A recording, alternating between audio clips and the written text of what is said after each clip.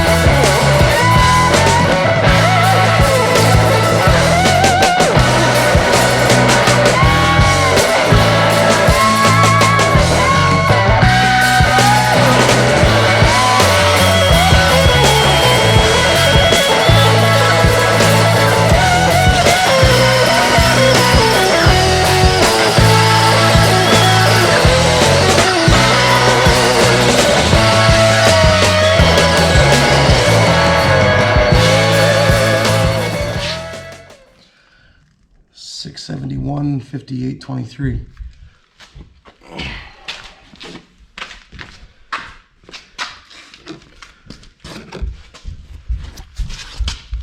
$671.58.21.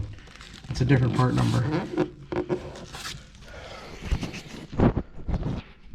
Well, the guy at Bobcat says those part numbers interchange. Guess we'll find out.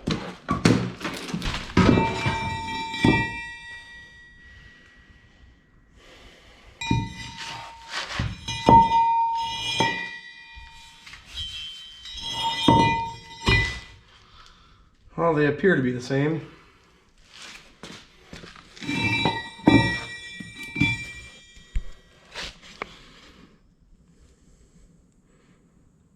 Pretty good example of how worn out that is.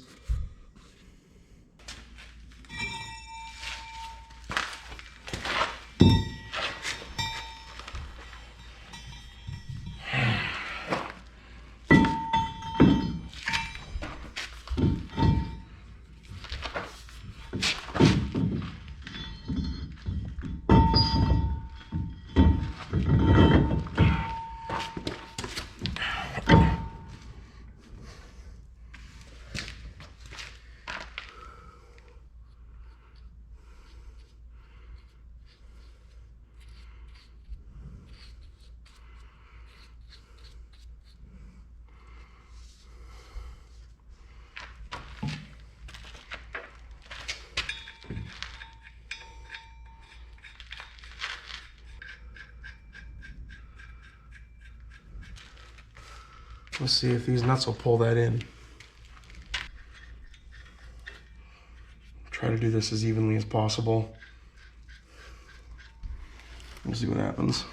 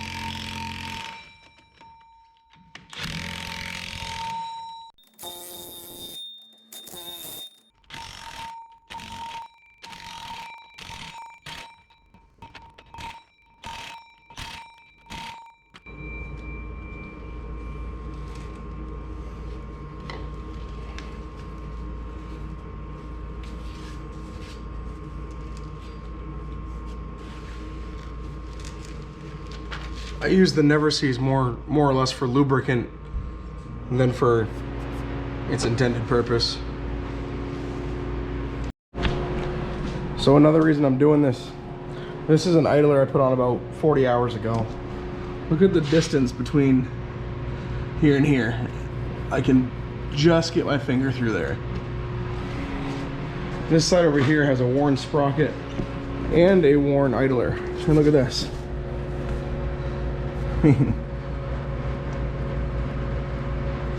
So all that wear and the wear on the idler and the wear on the front idler makes that track loose.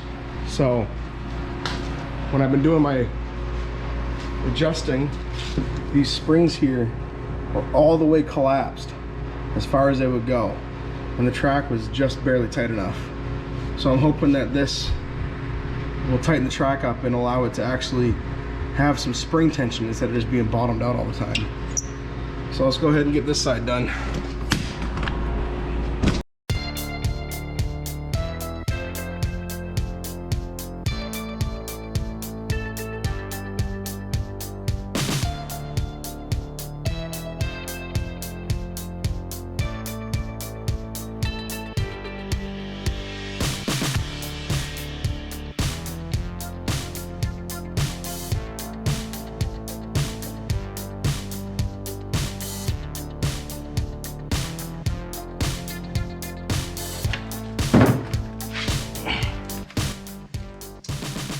Well, that didn't go as planned. I broke 2 bolts off and stripped 1 hole out.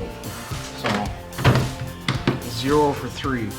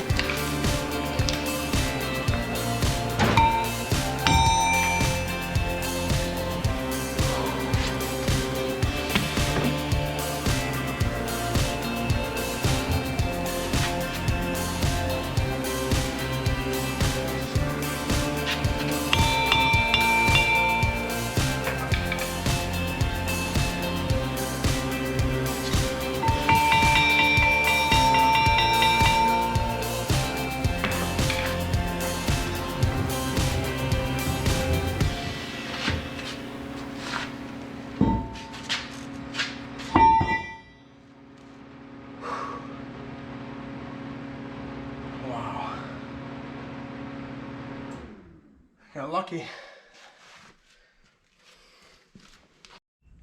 So this is held in with 2 bolts. See if we can get those out.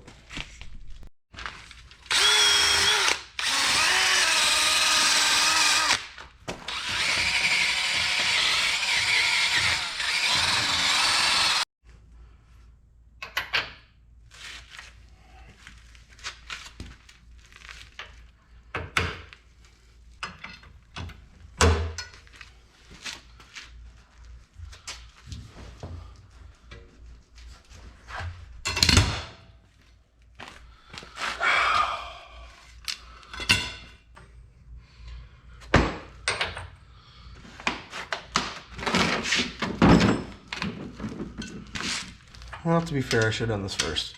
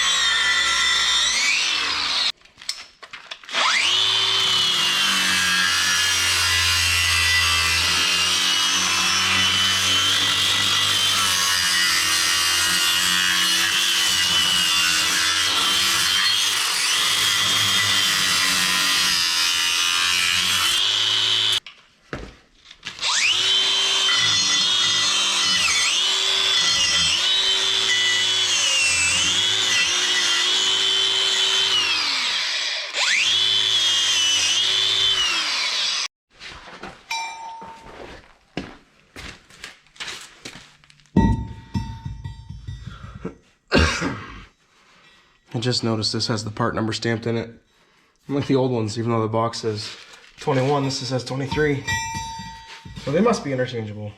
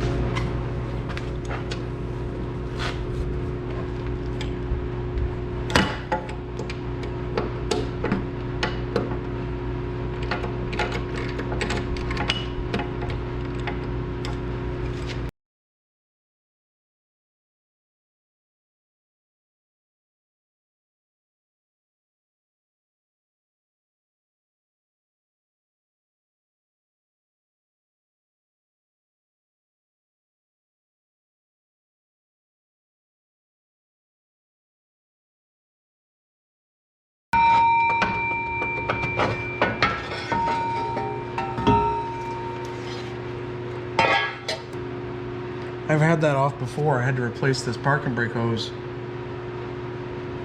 That was a nightmare.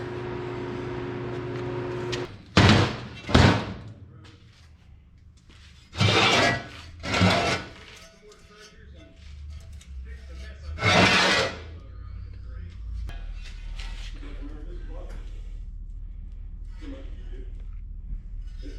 think I can bend this back up and I'll weld a plate in there to stiffen that up.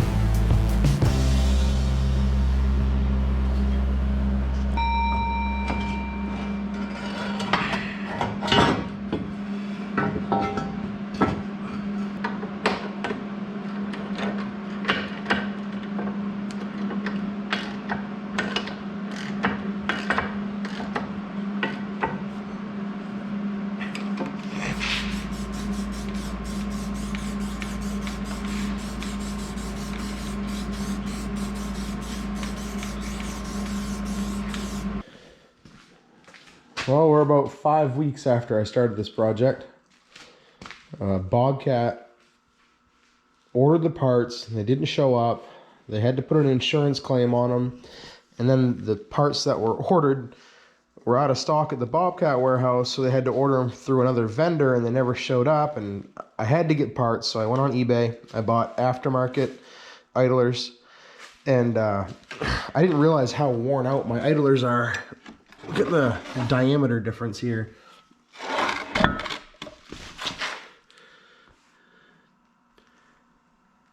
I mean, that's a good 2 inches shorter.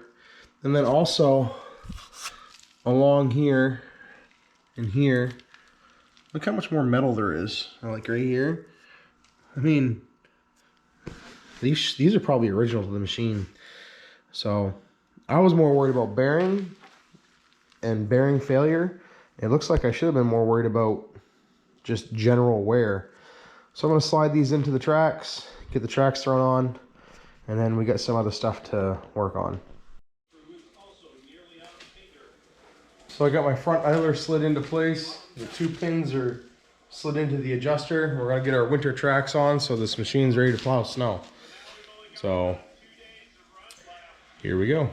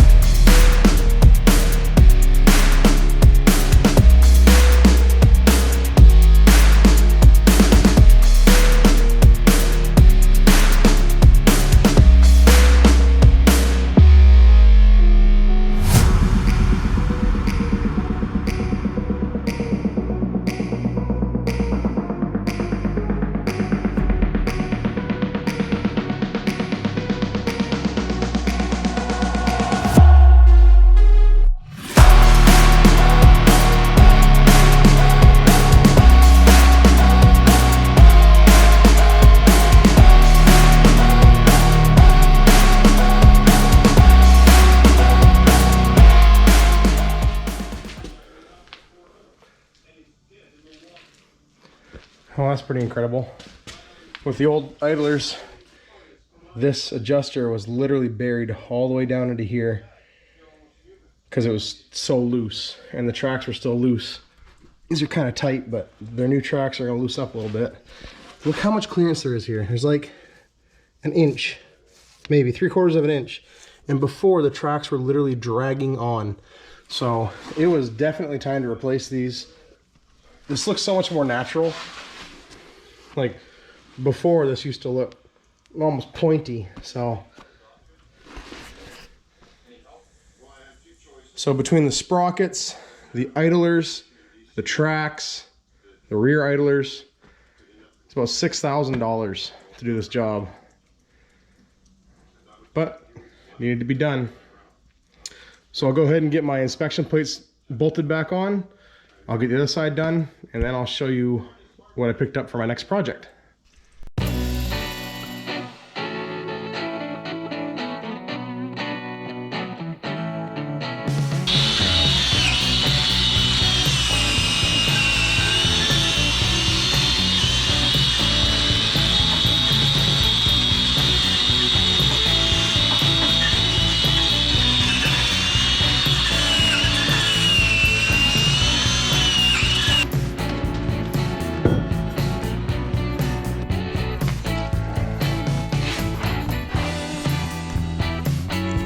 that pin right there has to slide in that hole. Both sides.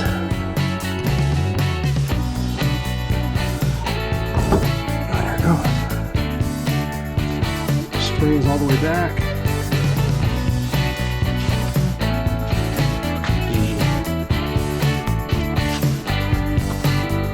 Pretty sporty, so this is the one to remove the track and open that up. And this is the fill it out. And then fill it back.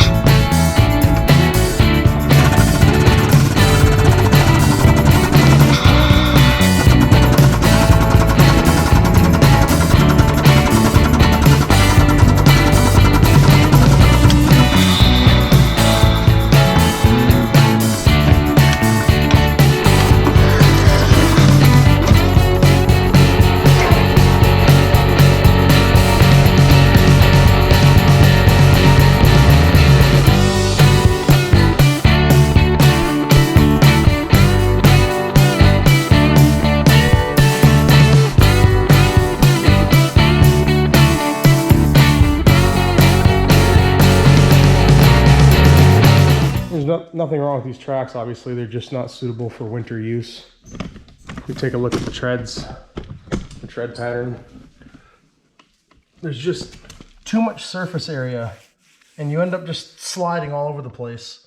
So I picked up these tracks at my local Komatsu dealer. They ended up being about the same price as any of the ones you can get online, but they were here the next day. And they have a much better warranty on them. So I've broken tracks before. I've ripped there's a metal lug that goes across inside here. It has these teeth are metal.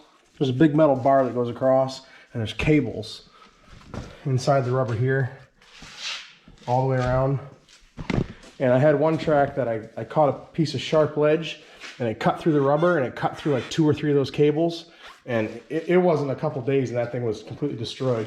And then one time in the winter I was stuck to the ground, and like a fool I back and forth with the machine, and I actually ripped one of these metal bars right out of the track. So those are the 2 tracks I've broken. So I'm gonna put these in storage. I have another set of tracks that are identical to them that I picked up used for 800 bucks. So that was a good deal because these are like 3 grand. So I'm gonna go ahead and get these out of the garage, get it cleaned up.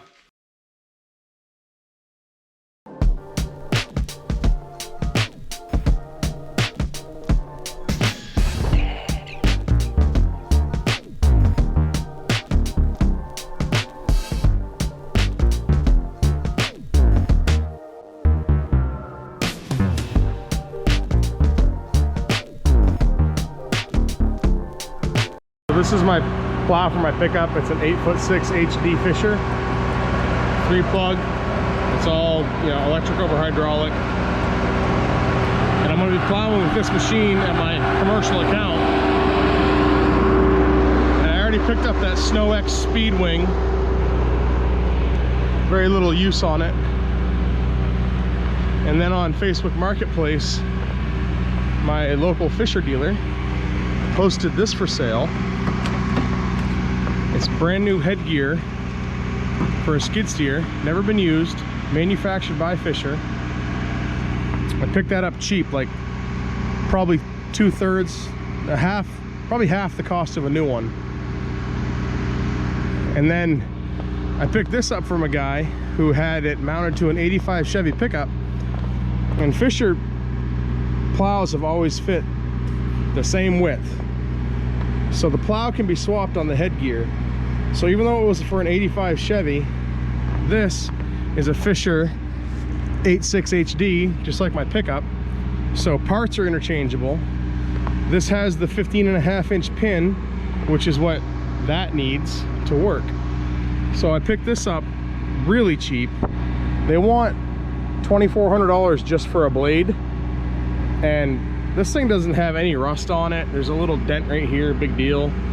Springs are good. People run these things right to the ground. They start wearing these right down off. There's no wear on it at all. Like, this is basically a new plow. It was probably used for one winter in some guy's driveway. So I'm going to remove the A-frame, the pistons off the plow, and then I'm going to mount the plow to that headgear, and I'm either going to use it or I'm going to sell it, because I could probably make a couple grand on this. These things sell for like $6 grand from the Fisher dealer. So I mean, it's not a new plow, it's used, but it's, I mean, that's typical. Just some paint removed. We might have a pin loose down here. I should probably maybe replace that, but other than that, even the cutting edge looks pretty good. So we're gonna get these offloaded, brought in the garage, and get that mounted up.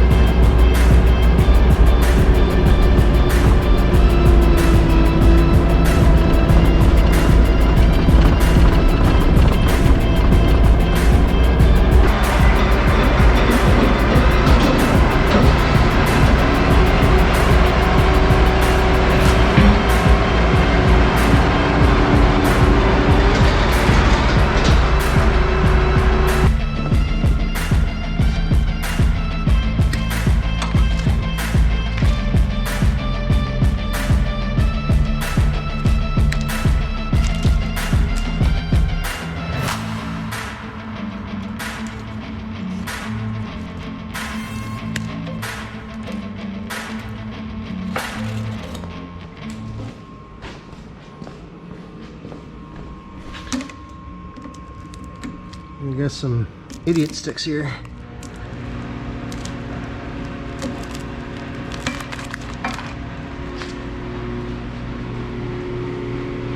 I'll probably put those on my pickup.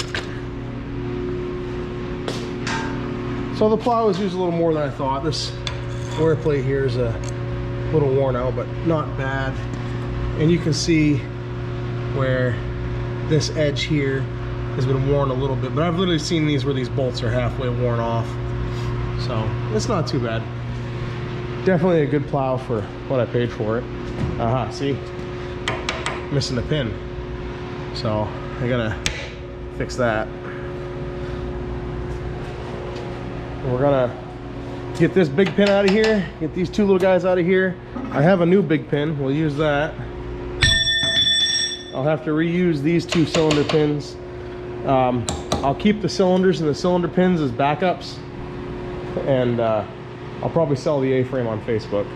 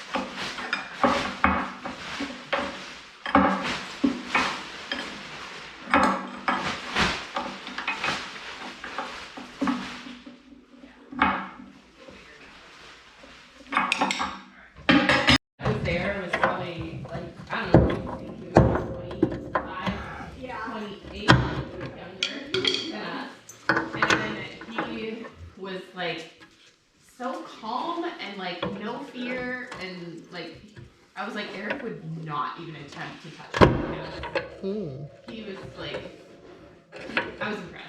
He's a good cat, right?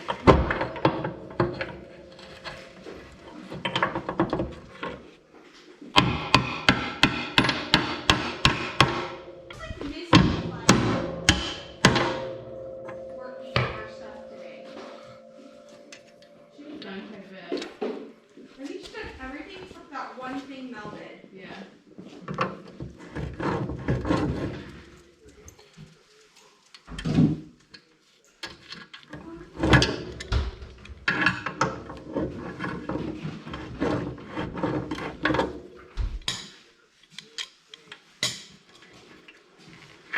My stuff is literally bruised. My nail's bruised. Ow. Stupid cat!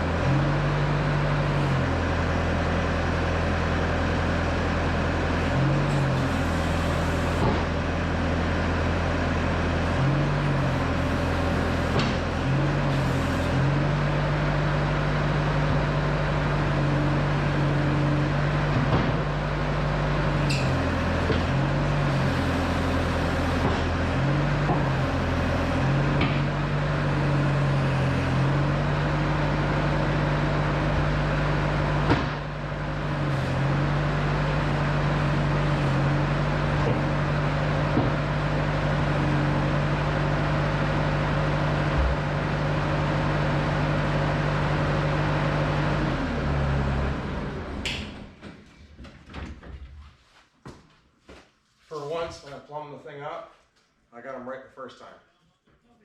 Yeah, every single other time I've done it, I got it backwards.